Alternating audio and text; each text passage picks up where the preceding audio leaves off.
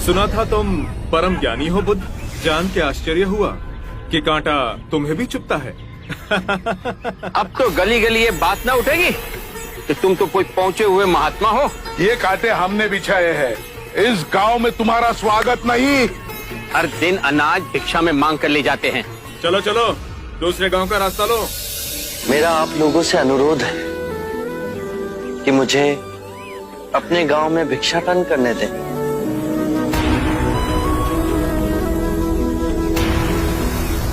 ठीक है, भिक्षा चाहिए तो दे अपने रक्त की आहुति।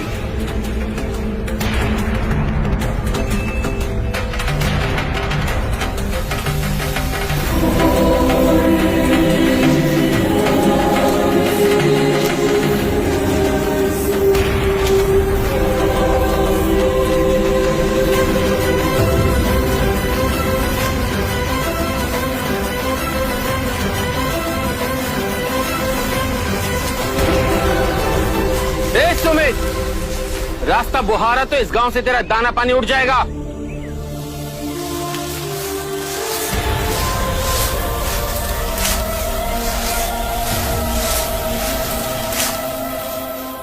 आप गांव में प्रवेश कीजिए। इन मुट्ठी भर लोगों से कई अधिक लोग आपको भिक्षा देने के लिए आतुर हैं।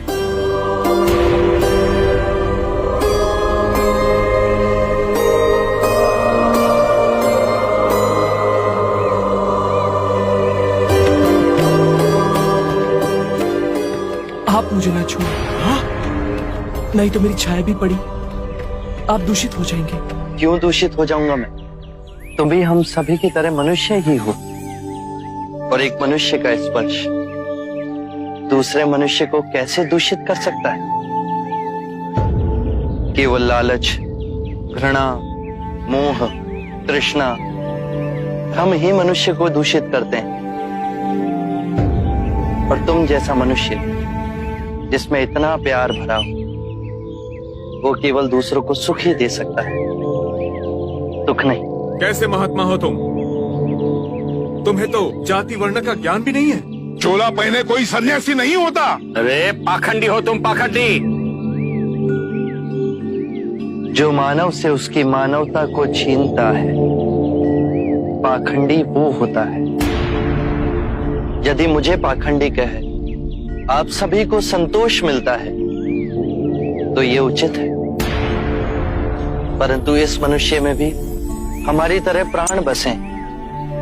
इसे नीचा कहे, इसका तिरस्कार करना सबसे बड़ा पाखंड है। यदि जानते नहीं हो तो मैं बता दूं, ये धर्मशास्त्र है। पाखंड कैसे हुआ? जिस मिट्टी से सारी मानवता का सृजन हुआ, उसी से इसका भी हुआ। मानव और मानव में भेद कर आप सृजनकर्ता पर कीचड़ उछाल रहे हैं।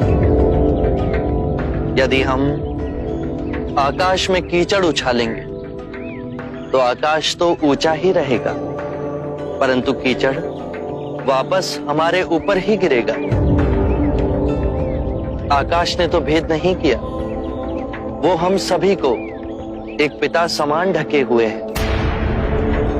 ये धरती धान उपजती है, इसने हमारे साथ भेदभाव नहीं किया। ये हवा हम सभी के लिए समान बहती है। पानी हर प्यासे की तृष्णा को बुझाता है। जब प्रकृति भेदभाव नहीं करती तो हम मनुष्य में भेदभाव क्यों करते हैं? यदि ऐसा है तो इससे संघ में भिक्षु क्यों नहीं बनाते? बहुत अच्छा सुझाव दिया आपने। सुनीत, क्या तुम भिक्षु बनना चाहोगे? मैं अछूत, आप जैसे महात्मा का भिक्षु मैं इस योग्य नहीं हूं। जो मनुष्य दूसरे मनुष्य की पीड़ा को देख व्यथित हो जाए, उससे उत्तम कोई दूसरा नहीं। मैं बुद्ध स्वागत करता हूं सुनीत का हमारे भिक्षु संघ में।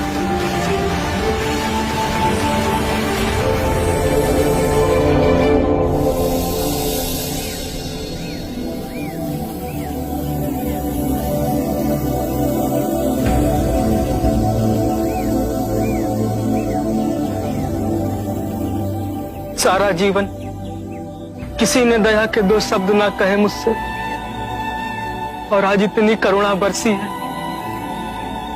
पहली बार ऐसा लग रहा है कि मैं भी मनुष्य हूं, पर जो मैं कर रहा हूं यह अधर्म तो नहीं? जो अधर्म आज तक हुआ वो अब नहीं होगा।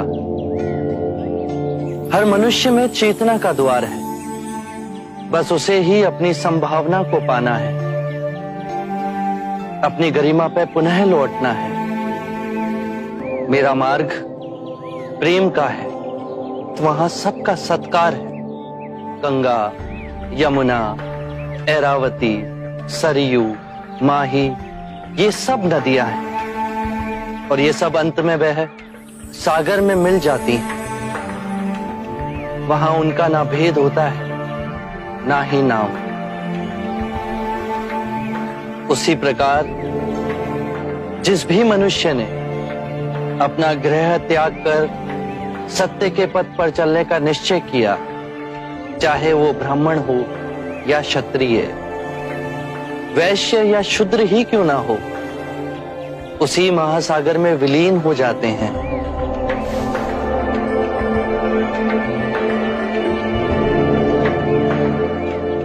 हर मनुष्य के अश्रुओं में नमक होता है, उसके लहू का रंग लाल होता है। ये भेद मनुष्य ने मनुष्य को उत्प्रेरित करने के लिए बनाए। आज मैं इन भेदों को काटता हूं। आज सुनीत को दीक्षा देना क्रांतिकारी होगा।